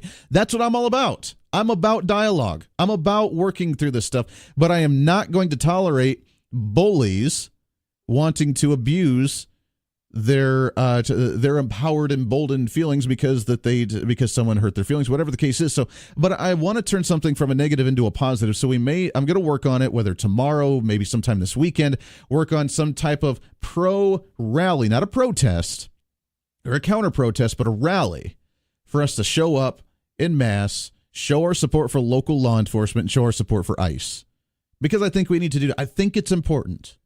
I really, truly think it is. And after a couple of weeks ago when I told you the story about the individuals that were donating to the ACLU and to Antifa under my name because that I was a terrible, horrible individual and just didn't care about families and had no set of morality or anything like that, and they ended up donating to the ACLU and Antifa under my name, and we wanted to do something in response to that. I've been still thinking of a way to properly do that in the best way that's actually going to have the most amount of impact. I don't just like throwing out just what some of these protesters do, just doing it for the sake of doing it to make ourselves feel better. If we're going to do it, I'm one to actually want to see results from it, and I want to see some kind of benefit from it. So I've been still thinking about ways to do that. Then this happened. And a personal attack of somebody who went and felt like he was doing the right thing. And by the way, a listener of the show, and we appreciate that very much, and reached out to me and showed me what was going on.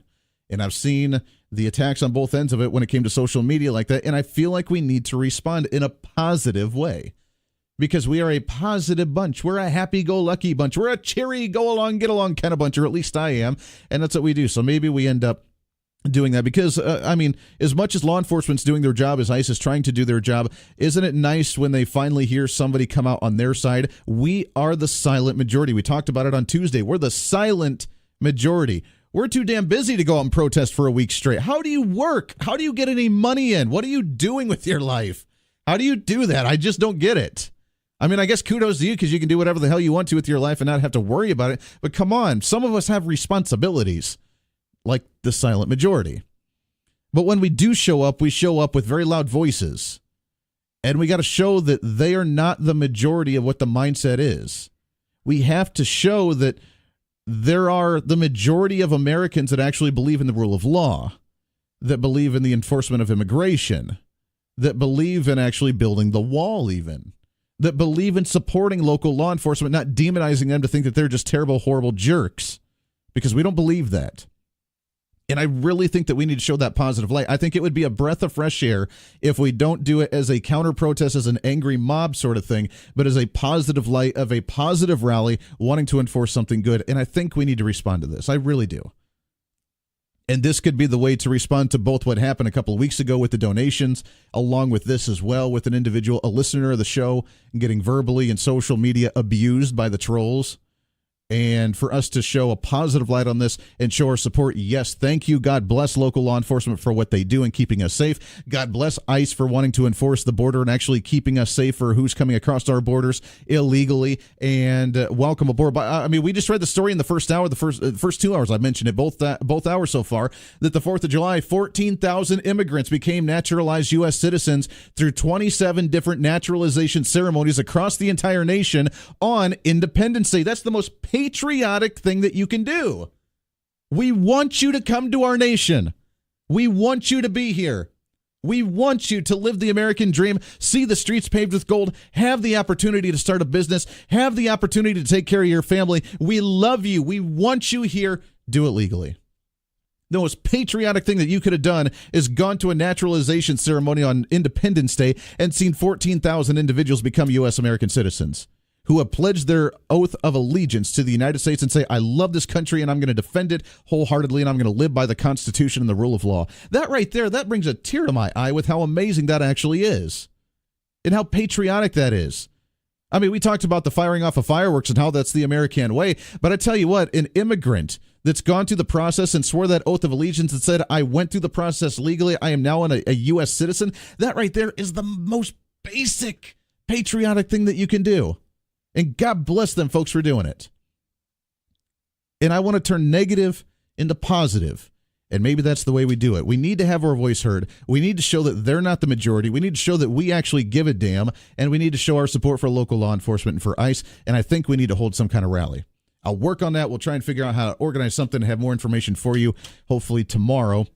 And, of course, on social media. But maybe we need to do something. It is the holiday. I know people are just like, I don't really care right now, but maybe we need to do something. 316-721-8255, 316-721-TALK. Let's get your thoughts on this. Line number 1. Good morning. What's your name? Hello. Going once, going twice. Let me get you back on hold. We'll get to you here in a second. I want to hear from you. 316-721-8255. It's unfortunate that not only these protesters, but just the mentality of many on the progressive side of the aisle are a little more extreme. In today's times, they've gone to the little more of the fringe. They've become a little more verbally abusive. They've gone to the little more either you believe with me or else you're an evil bigot, racist jerk, yada, yada, yada. And they've taken it to the extreme. We see Antifa movements around the country. And I saw a story that actually came out about how socialist Democrats, like the Bernie Sanders-ites, socialist Democrats say that Bernie Sanders is too far to the right. And how Democrats have not yet embraced what socialism really needs to be. And Bernie Sanders is nice, and that's a great start to their pathway, but hasn't embraced what really needs to be done by full-on true socialism. This is how much of a fringe that we've come to. 316-721-8255. Let's go to the phones here. Good morning. What's your name? Hello? Hello. How are we doing? Oh, good morning. This is Steve, Andy. Yeah, good morning. I was out there Tuesday, and I noticed the corner they were set up on, there's a right turn there. So I went to the Kobach office, picked up a Kobach yard sign, and sat down on the corner for about 3 hours. Sure. And they confronted me, or attempted to, but I didn't move. I mean, they had one guy come down, and he said, "Hey, you," and he starts offering me donuts. And I noticed there's a guy on his right shoulder that's filming the whole thing, so I knew they were looking for a confrontation. Sure. But and if you do something, I'm listening. I'll be there. Well, I appreciate that. And again, I don't want to fuel their fire because by giving them energy, it only emboldens them more, and they stay there longer, and they get a little more emboldened. And I don't want to do that. But if we do something, let's do it as a positive side to show law enforcement can actually be supported, and that might make things just a little bit better. I don't know. I agree. Absolutely. Well, thank you for your support, and go ahead. Nothing. God bless you. Bye now, Andy. Well, hey, thank you very much. No, I appreciate that. We may be doing something, and we appreciate that support, and maybe we can get something together to have a peaceful pro rally, not a protest trying to direct the attention on them, but not even acknowledge them. Just be in the vicinity, ignore them completely, and have our pro rally just to support something on the positive side. 316-721-8255. Let's go to the phones, line number 2. Good morning. What's your name? Hey, good morning, Andy. This is Randy. How you doing, sir? I'm doing great, sir. How you doing? Good. Hey, I support a positive counter protest to what they're doing. Okay. I also want to know what businesses are providing them sustenance as they're out doing it, because I want to exercise my right to not support those businesses. You make a decision to do that, you're going to have to suffer a consequence. And then I'm so tired of them doing this posting on social media of somebody who comes out to do something. They have no tolerance for a counter argument. Mm-hmm. I think it's time that we start taking pictures and putting their pictures out and see how they like it. They get the anonymity and, use it, their ability to post things on social media as a weapon. And, let's, that's when I think Trump is doing. He's brought people out on their positions, and that's good. Let's get it all out there. And see who's who, and then we'll go from there. Yeah. But I do support a positive support of our law enforcement officers and ICE, and I'm behind that 100%. Good. Well, I appreciate that, and I think that's something that we need to do on that front, because you're right. I mean, by someone wanting to counter them by coming up trying to clean up some of the vandalized posts, and I get it. I mean, it can be easily washed off, but again, it looks dirty, and that's not the way that we want to hold ourselves as a community and as a city. And just by cleaning that stuff off and having them surround him by wanting to cause an issue, and then showing personal. I mean, come on, they spread his personal address, his phone number, the type of car he has, what he looks like, where he goes to eat, trying to abuse this individual, and that's uncalled for. Regardless of what you feel about him, regardless of what may have happened in a heat of an emotional moment during a time like that, when there's a confrontation like that, regardless of any of that stuff, that is uncalled for. It's disrespectful, and it's absolutely sickening that we have individuals that feel like that's necessary. And I won't tolerate something like that, which is why I think we need some positiveness in the situation. Yeah, it surprises me. Doesn't the city of Wichita have some anti-loitering? There's got to be some city ordinance on the book that they could come in and just move those people right out of there. I mean, there's an ordinance for everything else. Can't have fireworks that shoot more than 6 feet in the air, but you can camp out in tents and vandalize and paint stuff and everything like that. I mean, come on. To me, it's the city leaders. Next, when you talk to your friend, the city councilman, that comes on Tuesday mornings and Commissioner Howell on Wednesdays. Mm-hmm. Ask him about that. What ordinances are out there? I mean, enough is enough. As a business owner, I wouldn't want them out there anyway because they're driving people away from my business. So, sure. Anyway, No, I completely agree. No, I wholeheartedly agree. I appreciate that very much, Randy. We got to take a break, but no, you're right. We need to do something in that positive sense, and let's change the mentality a little bit. Let's change it. Let's make it for the positive. Let's make it for the better. We'll work on something like that and be able to get some more information out, and we can show our support for ICE and for law enforcement. Because guess what? We are that silent majority, and we will show up there. And by the way, I have spoken to, I've at least been able to track a little bit of this. And again, I asked them how long this is going to go on, because this is my street corner. This is right where I live, and it drives me nuts. And I asked, how long is this going to go on? They said until our demands are met, which they're releasing their demands at a press release or a press conference tomorrow, or they run out of resources. And it sounds like right now they have a lot of resources, which means they may be there for a little bit. I have no idea what their demands could possibly be, but guess what? We don't negotiate with terrorists. And that's really what it comes down to. 22 minutes past the hour. This is the Voice of Reason. You're listening to the Voice of Reason with Andy Hoosier on the Big Talker, KQAM.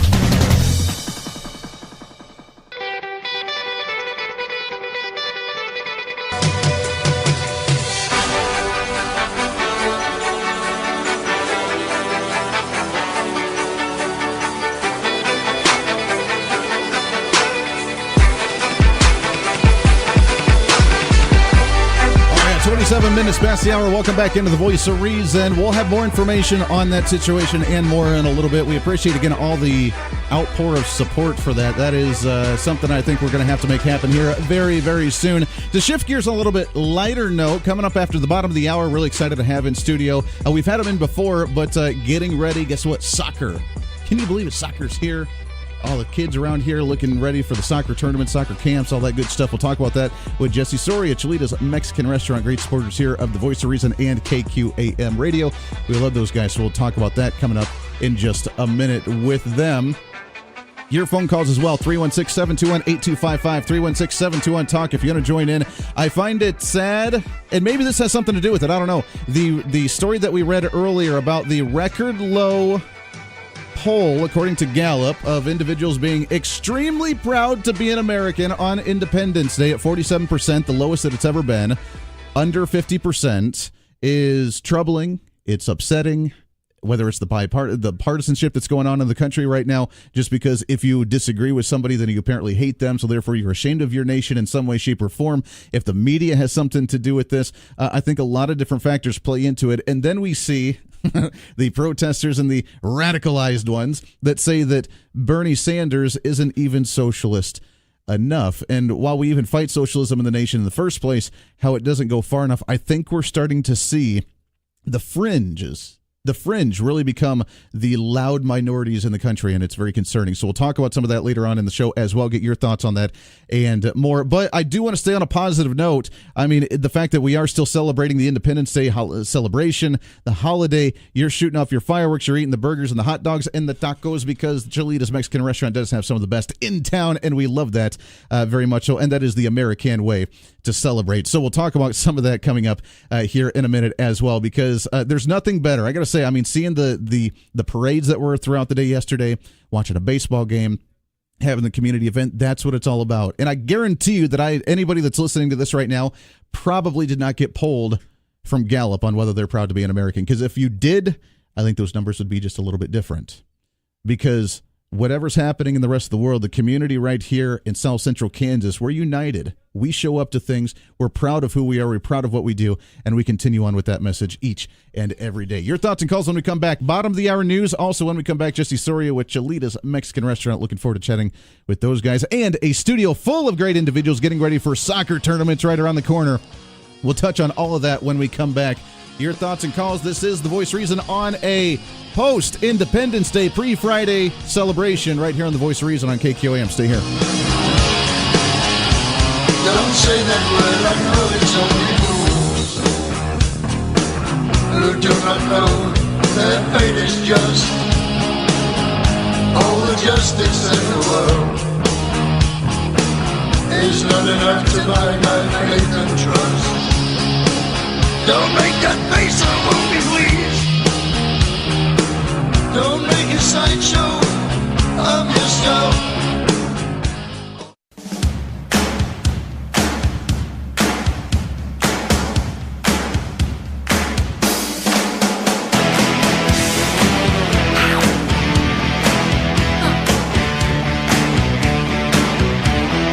Wichita's fastest growing radio show. You're listening to The Voice of Reason with Andy Hoosier on the Big Talker, KQAM. Oh, making it happen today on I almost said Friday. It's almost a Friday, the pre-Friday celebration moving along here on a post-Independence Day. We're all set in holiday mode, having a little fun, doing the thing. And that's just the way we roll. 316-721-8255, 316-721-TALK. So I have never been aware that how big soccer is in the United States. The U.S. team did not make it to, the Soccer World Series? Or the World Cup. Thank you. Yeah, the World Cup. And the crazy thing is, ratings for the World Cup are down like 40% this year because the U.S. team did not make it in, which means that we have a heck of a lot of soccer support in the country that I was not even aware of. This is nuts. Oh, yeah. There's soccer's growing not only in this community, but in America overall. All over yeah. I mean, you look at the MLS teams expanding every other year right now. up to 28 teams, something like that. That's insane. They've got a not even an MLS team in Cincinnati that'll be coming in a year that they're getting 40,000 fans at their games. Wow. This isn't even the top professional league here in the United States, and they're getting 40,000 people at their games. Just show up to something like the that. ratings were down for the World Cup, but these are some of the best games I've seen ever. Yeah. The play was outstanding. They were great games. There was drama. I mean, a lot of people complain about the 1-0 game, but I tell you what, or Sure. PKs. Sure. It was fantastic. Wow. Yeah, there's a lot of the smaller teams this year that weren't so small, with some of the powerhouses going out and Sure. being competed against, where they've been so dominant in the years before. It's just made a huge difference. It's been a really good World Cup. That's It really has fun. been. I'm going to have to start paying attention to it. I've got to admit, I've never paid attention to soccer. I'm not a big sports guy, in fact, anyways, because I'm more on the political side. But, it is fun to sit back and watch this. And watching a soccer game, I've heard, is something of a spectacle, especially being there. One of these days, might have to just show up to one and actually witness it firsthand. Oh yeah, well, even in Kansas City is excellent. I mean, they've got a great stadium there. They've got a great atmosphere with fans standing up on one end, beating drums, lighting off flares, being silly for 90 minutes, and it's almost entertaining to watch the crowd as it is to watch the game. It really is. All right, it really is. My kind of party. There we go. There you go. Well, That's good. it. I appreciate you guys coming in. Introduce yourselves again with Cholita's Mexican Restaurant. And we did this, I believe it was around this time last year when we talked to you guys last time about the soccer camps for the kids in the area. Great opportunity, but talk about again who you guys are and what's going on. Well, I'm Jesse Soria. I'm the owner of Cholita's Mexican Restaurant, and I brought my son Mitch. He's the coach of one of the teams that we have kids represented going up to. It's in Georgia. Yeah, so we my dad started this club over 25 years ago, and so soccer in the community and the restaurant has been there for most of my life, and so we've just kind of steadily been progressing in how we can help kids around this area excel and do what they want to do via sport. And so we affiliated with Wolverhampton, which is a Premier League club in England, and they have one of the best academies in the world, and their coaches actually come over and put on camps. And what they do with these camps, they select kind of the top 20% of kids that they see in North America. So this is camps in Canada, the U.S., and Mexico. Sure. Out of those top 20%, they're invited to what they call their North American camp in Rome, Georgia, where they take those kids and they put them in that camp. And then there's an invite potentially to England coming out of that group. And so we were here last year able to pay for about 11 people via the fundraising, so Very that cool. money is not the issue. Sure. And got them there and had a couple of kids invited to go over to England. Did go over to England, went really well for them. And just overall an awesome experience. We brought some of the boys that went last time, that they played from kids from all over Toronto, California, and these guys, one of the kids that was invited over was 6 years old, right? I mean, when do you get that type of an experience at that young of an age? And even these guys just meeting all of those people and dorming with them. And it's been a really, really cool experience. It's amazing how small the world is nowadays. Oh, I can imagine. And I mean, the fact that you were able to send 11 kids, over the pond that way to have some fun that way, that's huge. And as you mentioned, I mean, this has been increasing every year, correct? Getting bigger and bigger. Every year. I mean, we not only has it increased here in Wichita, but increased as far as the amount of players that have the opportunity, the amount of clubs that are coming over from overseas in order to see United States talent, because like you said, you still got a lot of people that aren't connected to soccer, and this is kind of a fertile ground for them to find kids and see whether they can develop them into something else. Sure. No, absolutely. I love it. So, again, just like last year, what are you guys going to be doing to help do a fundraiser for this, to get some kids back over there again, and how can people support this? Go ahead. Yeah, so we got a couple of ways that we're doing it. So just like last year, we did a taco feed where we had people make donations for tacos. That's coming up this Sunday at Cholita's Mexican Restaurant. Okay. And it's $5 and or whatever donation that you want to make. And that 10. 5 and 10. Yeah. So what's that? $10 will get you 2 tacos, beans, rice, a drink. And for kids, it'll be $5. Okay. And all of that proceeds goes to the kids. We don't put anything in our pocket, and nor do we want to. So everything. So if you have time, come and eat some tacos with us. If you don't have time, feel free to give us a donation, because the kids are going to actually be working the floor. Okay. They're going to be out there taking food to your tables, making sure you got drinks, collecting whatever they can get. Sure. So they'll be out there taking donations out there on the curbside. If you guys want to just drop by and see them, it's going to be the kids that are actually going out to Georgia that'll be working. Very cool. Yeah, Very and cool. the big thing here versus Europe is we pay to play. Sure. Over there, they don't pay anything, and so finding a way to keep finances from being the hindrance for these kids is an important thing that we've been doing for a long time. Is very important to us. So doing things like this, getting them there to give them the opportunity is really a big deal.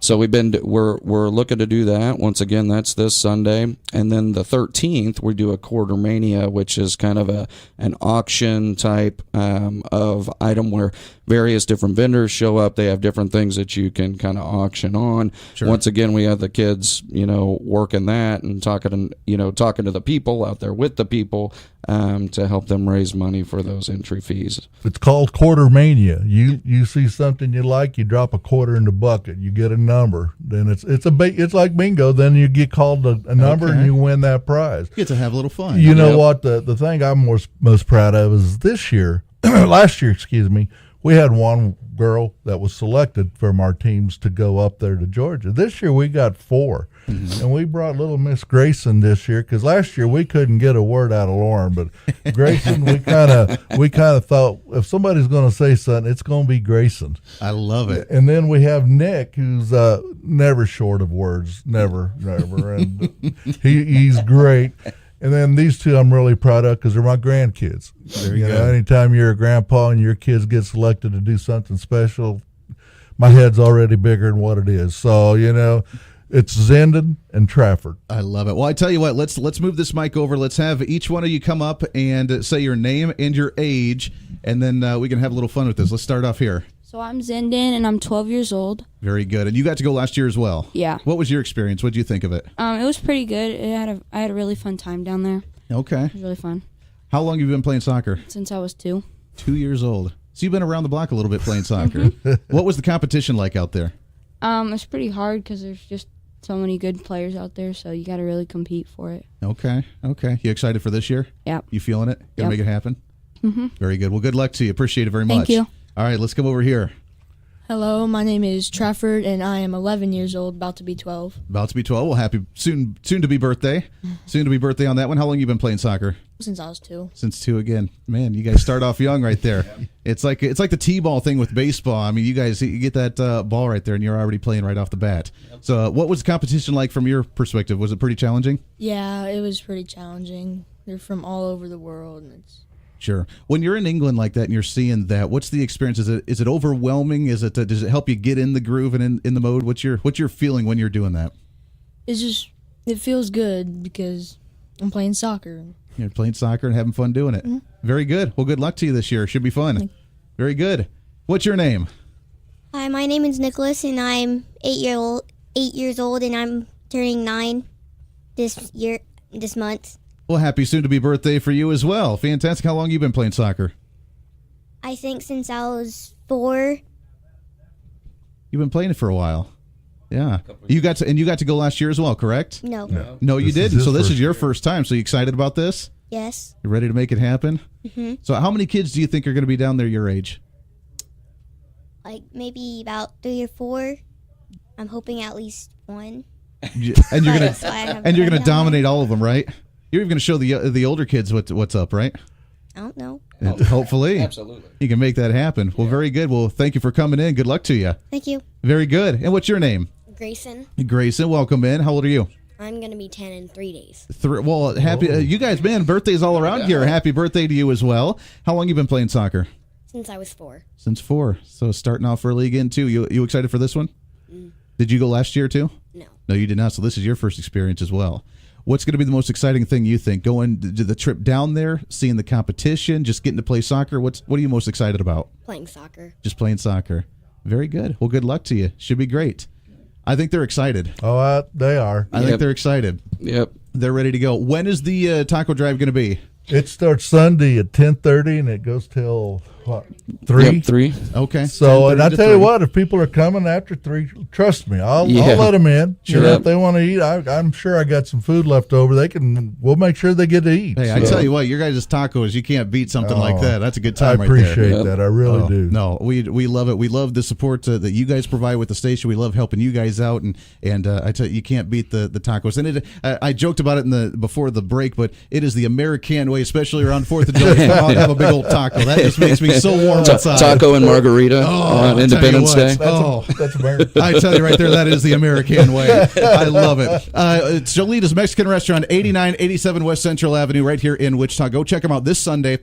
10:30 to 3 o'clock. Go support the kids. Go get some tacos. Go have some fun. Support these guys to be able to go out and enjoy some soccer around the country. Thank you guys for what you do with this. This is really cool and really unique for the community. I think there's a market and a need for this around the area, so I appreciate that. Yep. Thank you. Appreciate you having us on. Hey, always a pleasure. Got to take a break, wrapping up hour number 3, but thank you guys. Good luck to you guys. It's going to be a lot of fun, and we want to hear some reports afterwards on how it goes, okay? Got it. Hey, very good. 48 minutes past the hour. Your thoughts and calls when we come back. This is The Voice of Reason.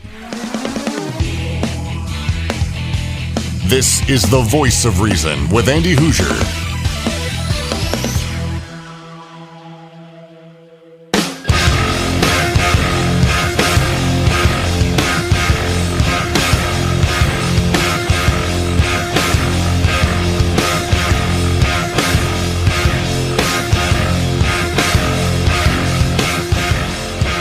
7 minutes at the top of the hour. Welcome back in. Wrapping up the program today. Appreciate everybody hanging out with us today. All the great discussions, conversations, phone calls. We love it. We appreciate it very, very much. We are the fastest growing program in the entire Mid-America region, and we love you because of that. It's all you.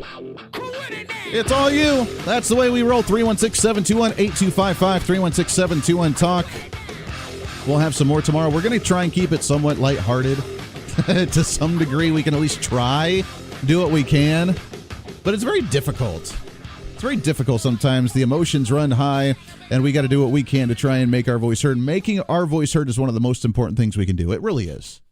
It really is. Whether it's the voice that you make when you go to the voting booth and you cast your ballot, whether it's the voice you make when you show up to a rally and you hold that sign, whether it's the voice you have when you make the phone calls for a candidate, you walk and knock on doors and put out yard signs and do whatever you can to make, or whether it's you actually running for office yourself.